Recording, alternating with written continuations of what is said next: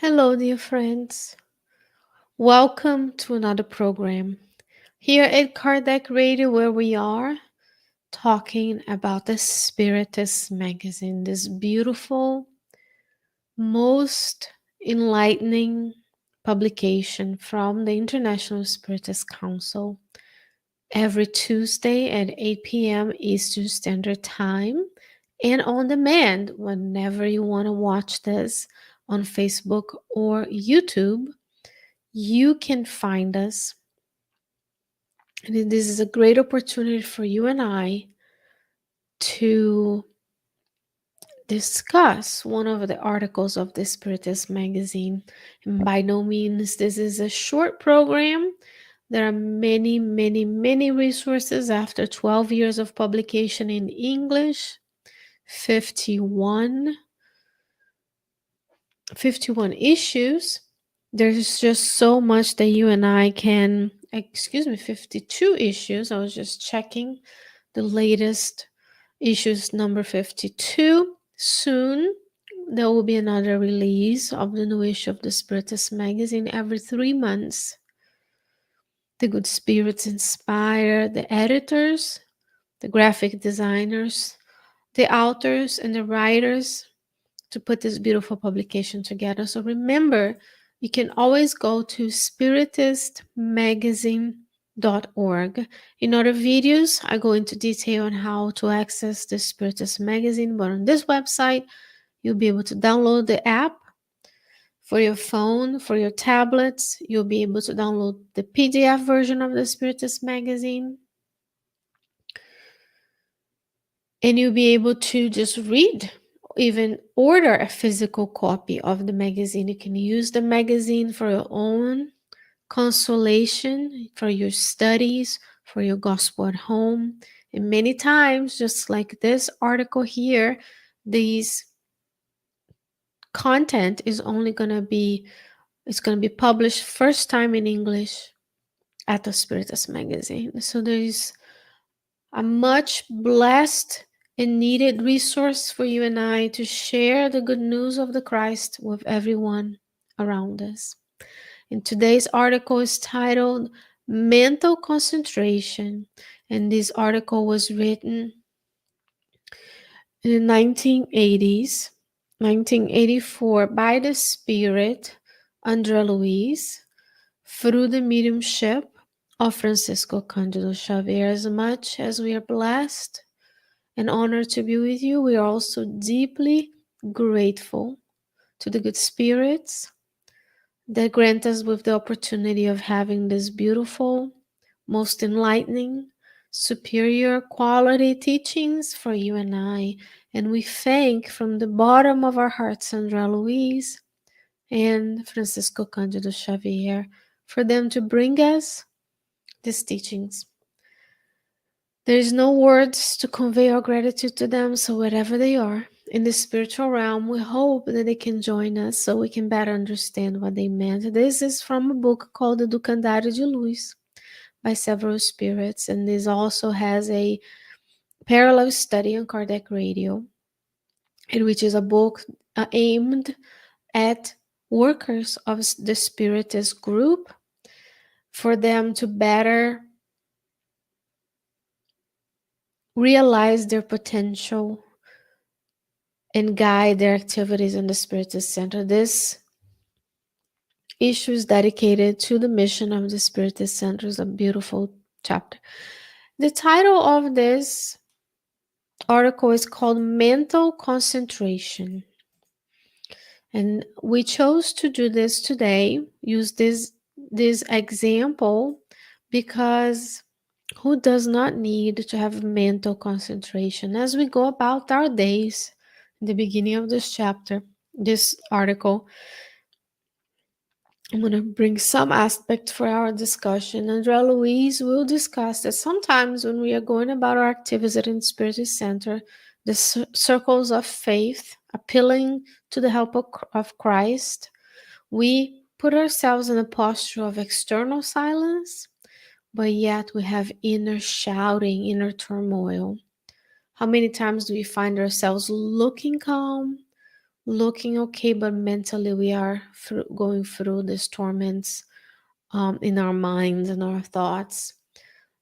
So it was very fitting for us to talk about mental concentration, even though the the teachings were aimed at Spiritist workers. We can apply it to our daily lives, whichever way we find it, in our homes, in our workplaces, while interacting with the world out there, who does not need to have some mental concentration in order to go about our days, correct? So he's saying here, companions of the ideal concentrate with flawless exterior silence, sustaining an inadequate inner shout. So people are trying to do the work. They look like they're calm, yet they're shouting inside. However, we must ask ourselves what resources we are putting together.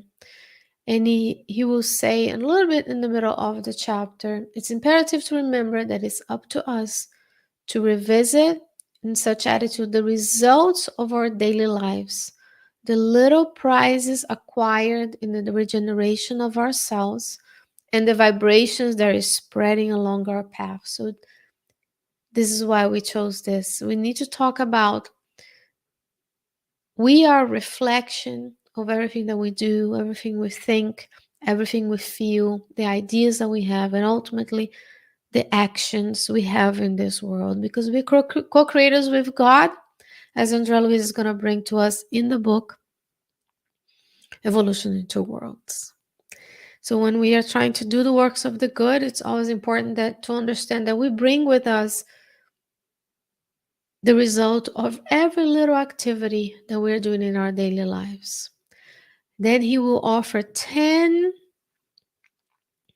reminders. He says here, this is why we unpretentiously offer our companions some reminders in which we consider of importance in guaranteeing our spiritual concentrations. And that's why, what are those reminders that you and I can use in our daily lives in order to achieve this mental concentration that is so important for the works of the good?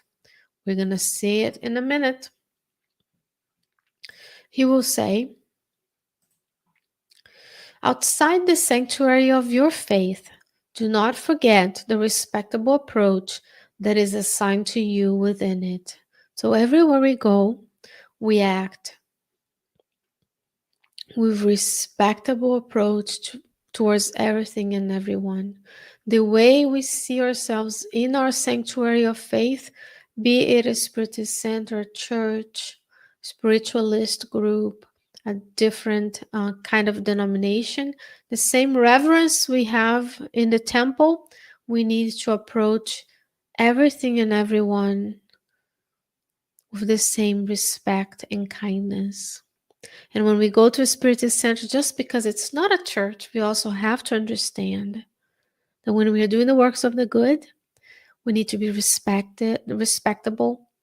We need to respect the presence and venerate the presence of the good spirits. We need to speak appropriately, dress appropriately. We cannot just drop in like we're going to hang out on a barbecue with friends or going to the beach. We need to have that reverence to the places of faith and have an attitude where you and I are respecting the presence of the superior spirits, because ultimately it's a work in both realms.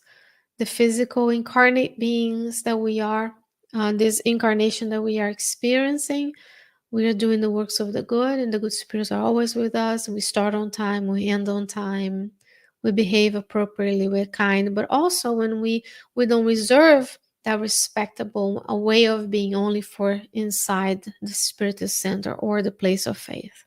We bring with us that to our daily lives. He will say, keep your ears against the tubas of calumny or slander, knowing that you must listen to the construction of the good. So no slandering, no talk bad about people. If we go to Spiritist center, we are poised and respecting, and we dress well, and we behave, and we all suddenly start speaking softly and kindly.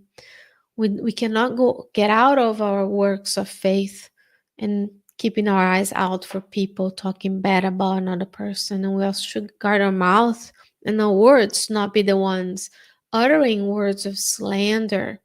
So we must listen to the construction of the good, even if you are involved in a conversation that is less elevated. Because let's be honest, when someone is talking bad about another person that is not very elevated, then we need to seek to say something that will help the construction of the good. Visualize that person as a child of God, as you and I are. And we wouldn't like people to talk about us in that manner, so we shouldn't be talking or even listening others talk about that in that manner to others, right? Number 3, do not lend your word to unworthy words, so that the suggestions of the higher sphere find your mouth clean. Do not speak badly about anyone, even if you're just sharing something that is annoying about a person who we know, who lives with us, our family members and friends. It says, do not lend yourself to unworthy words. Remember, when you're speaking, in the sphere of the word is another article we already read that talks about this. When you're speaking, there is vibration, there is tone of voice, there is volume, there is emotion. So if you just put your hand right around your throat where your vocal cords are, because the air is passing through, that's how you form words. There is vibration, there is things you can embed on those words. So we should not be speaking negative things about anybody, including ourselves. No humble brag, not putting ourselves down so that we can hear people praise us, not minimizing our contribution, but not also thinking that we're better than everybody else. Remember, when we are here talking to you about this, we are carriers, we're messengers. All of the hosts are messengers. All of the mediums are messengers. We may admire folks, but we shouldn't idolize them, not just because they're saying things it means that they're better than anybody else. So we need to really wait for the suggestions of the higher sphere so our mouth is clean. Those are hard things to do, otherwise the spirits wouldn't be bringing it to us. It is possible, because we know a lot of people out there who only speak the good and who not allow other people to speak badly. So we combine listening. When we listen to things, we search for the construction of the good. What is good in that person that I'm listening negative things about? And when I speak, I need to be coherent. I cannot be looking for negative things in people's speech to commiserate with, to add to. We also need to speak in a way that is coherent with looking for that construction of the good. So when the good spirits come to us, they will find us a good vessel where we can transmit their message. Even if you're not mediums, we're still ostensive mediums. We're still transmitting their message in terms of they can come to us, inspire us to do the good, to serve, to donate, to volunteer, so on and so forth. He will say, do not fixate your eyes onto the faults of others, understanding that you have been called to see in order to assist others. So when we see things, we don't look for the speck on our brother's eyes. Because if we're allowed to see the blessing of vision in a world that is not yet designed for those with disabilities, if we're allowed to see things, we need to fixate our eyes not on the faults of others, but in their goodness. So combining the hearing, the ears, the mouth, the eyes, those are the senses from which you and I perceive the world. The same way we're allowed to hear and listen to things, we need to listen for the construction of the good.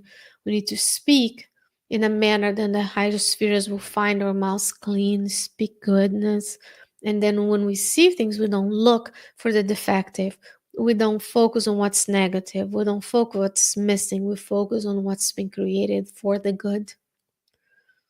Of course, we need to call on to evil so that can be corrected, but we can also do that with kindness. So don't fixate your eyes on the faults of others. You say, fulfill your everyday duty, however unpleasant or embarrassing it may be, recognizing that education does not arise without discipline.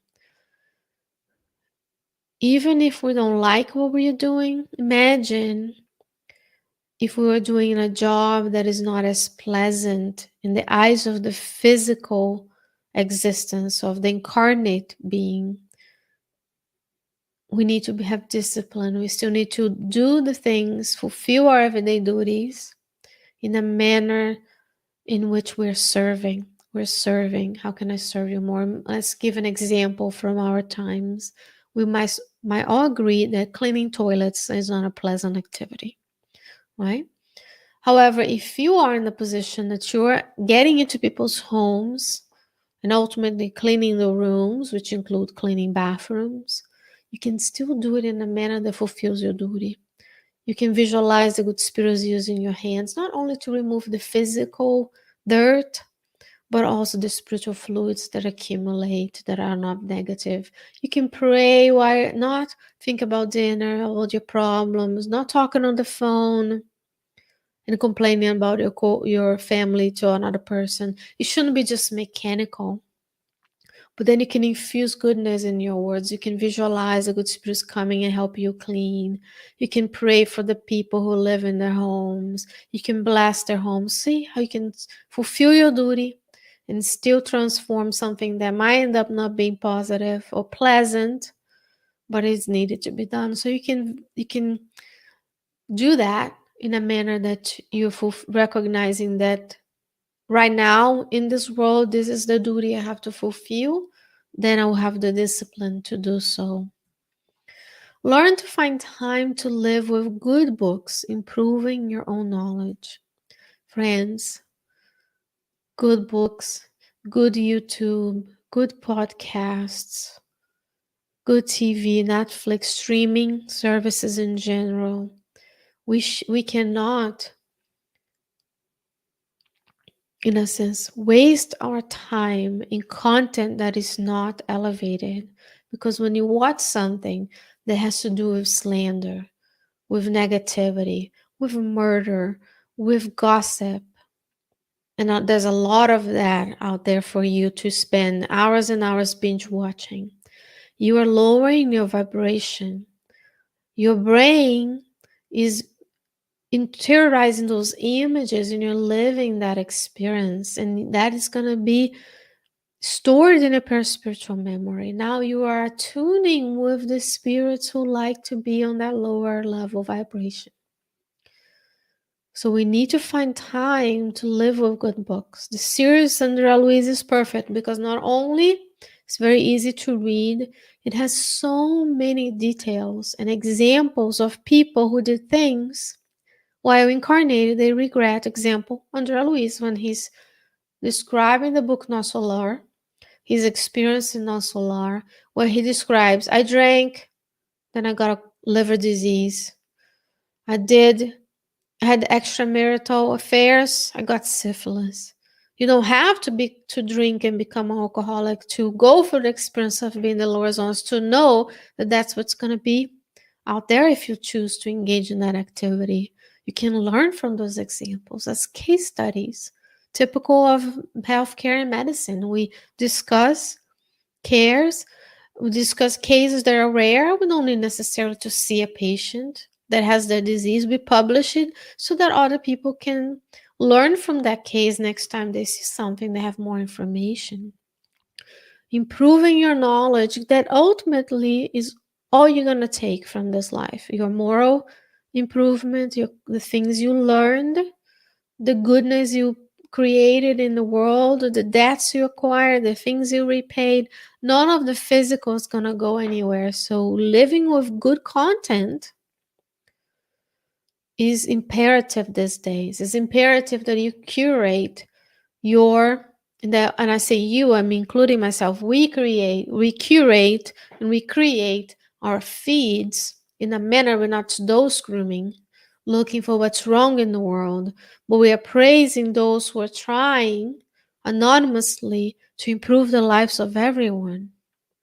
So it's imperative that when you're watching your TV, your Netflix, your streaming device, because there's a million of them now, your YouTube channels, in the future, whatever kind of service and ways we consume media, it's imperative that we think, we apply the teachings in our daily lives. Who is here with me right now?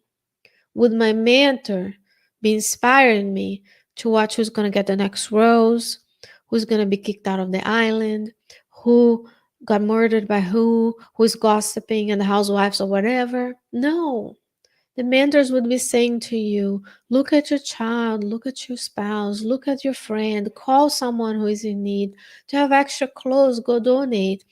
Do you have a place you can volunteer once it's safe to do so with the appropriate health measures?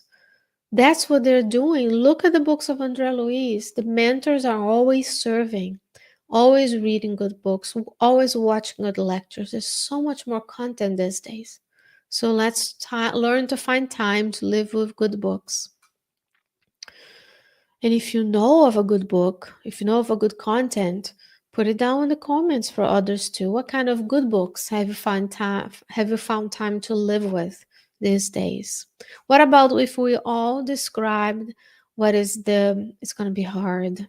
The idea that came to mind is, what is your favorite André Luiz books from his Life in the Spiritual World series? There's 16 books. So write down in your comments which one do you like the most and why. I'll share mine in the end. That happens to be, I like Missionaries of the Light. It's the one of the books that I've learned the most with. A lot of good examples about how Spiritists and Spiritist centers the work behind the scenes. It's so beautiful to see the spiritual aid missions that come.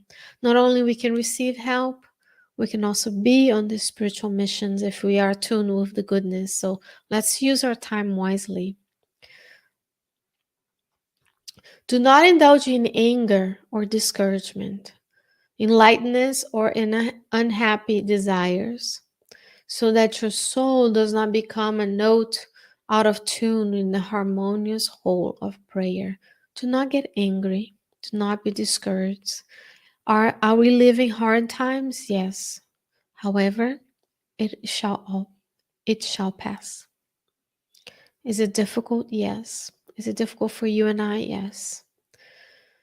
Yet, Christ is in charge of the world, so we cannot be discouraged. This temporary existence of ours in an incarnate manner with the physical body shall also pass, and we cannot indulge in anger. If someone is posting something, doing something that you don't agree with, you need to be in tune with the harmonious actions of prayer. Because when we pray, the good spirits can help us. We cannot be indulging in our unhappy desires, thinking about things that are not attuned with the higher vibrations of life. Right? No anger. Walk in a climate of optimism and goodwill towards all, from those who are still entrenched in lack of goodness, ignorance, or evil, whose actions are completely misaligned with God's laws, to those who we admire and believe their actions are completely aligned with God's laws, which on the earth there aren't many examples because we're still a world of trials and expiations, but we do have missionaries each and every day. We can look towards and say, I would like to be like that person. You know someone who in your life who is full of optimism and goodwill towards all. Always, always remember, don't listen to the negative. Don't speak the negative, and don't look for the fault. Use your eyes to look for the fault of others. Walk and it's optimism. I'm not talking Pollyanna, everything's going to be good. I don't know. You observe what's going on around you. You reason, you listen to the experts, you read the good books, and you say, this is temporary. But I see in that person, even though he's hurting or she's hurting people, or they've hurt me, I still see in them the child of God with the potential to be a superior spirit, because that's what God sees in us. God sees us as the potential that we are. You have inside of you the gene, the DNA of divinity. Living Spring by Emmanuel, message 30, educate. When you have that seed of the divine inside of you, you have the potential to be divine. But it's not overnight. Nothing is overnight. Look at nature. Slowly the plants and animals go through cycles, the seasons go by, and it's all gradual. We don't wake up one day, it's -10 and it's winter. It's gradual. It's gradual. So this climate of optimism and goodwill towards all would allow us visualize yourself as one piece of the whole. You are one of the 7.5 billion incarnate beings, plus all the discarnate friends who live and are still attached to the earth. Imagine all the many, many spirits and the spiritual colonies around the earth. So if you are one, your vibrational attunement with the good spirits, your thoughts, which is mental matter that travels throughout the universe, your emotions, your attitudes, all of it can impact the people positively around you. So walk in the climate of optimism and goodwill, because remember, when you do all of these, that will reflect in our daily lives, but it will also reflect when we are together as a group trying to work towards the goal of spreading the good news of Jesus everywhere in our circles of faith. So when we are there, we'll have inner peace, not only outer silence, but also inner silence with the mental concentration needed toward the attunement of the group members, which ultimately means we're going to be better attuned with the mentors of the group so they can guide us towards doing what's best for that group. In the book Messengers by Luiz, Luiz describes that each Spiritist group, be it a center, established center, or a group of studies, have their own mission in that city, that state, that country. Because the needs of that group are different from the needs of the next group. So when we are in attunement, when we are watching how we go about our days, we can bring inner silence as well as just in external silence to better do the work. Do not hang your imagination on the gray hanger of complaint, and do not visualize the evil of anyone. Do not say, oh, yeah, that person's negative. Yeah, that person never does anything wrong. I don't ever do anything wrong. Because some people visualize the evil in themselves. They visualize the negative in themselves. So we do not complain. We have way more. The grace of God is so good that we have way more than we ever could ask for. And we have all the resources that we need in order to fulfill the mission that God has given us in this lifetime. You have the resources. It's up to you and I to open our minds and hearts to receive that inspiration from the good spirit so we can visualize the goodness and not the evil and not their defects, not their faults on anyone. Visualize everybody as a child of God. If you have to, visualize them as a baby, because it's very easy to love a baby because they're cute and beautiful, designed for us to take care of them. I learned that from a representative from the Congress, Representative Luiz, who fought for civil rights. And when they were being beaten, way back in the 60s and 70s, they would use this technique. Even if the people are coming to beat you because you're trying to register people to vote, visualize them as a child that removes your inner, because they are doing non-violent protests, non-violent actions. Visualize them as a child. And it'll be easier for you to take in, but not visualize them is evil. We are all much better than the worst we've ever done. I'm quoting a different lawyer now. We're much better than the worst we've ever done because we cannot be defined by our errors. We need to attune for our mistakes, but we need to visualize the goodness in ourselves and everyone all the time. Last but not least, he says, cultivate constant and selfless assistance to others. Do the good, serve.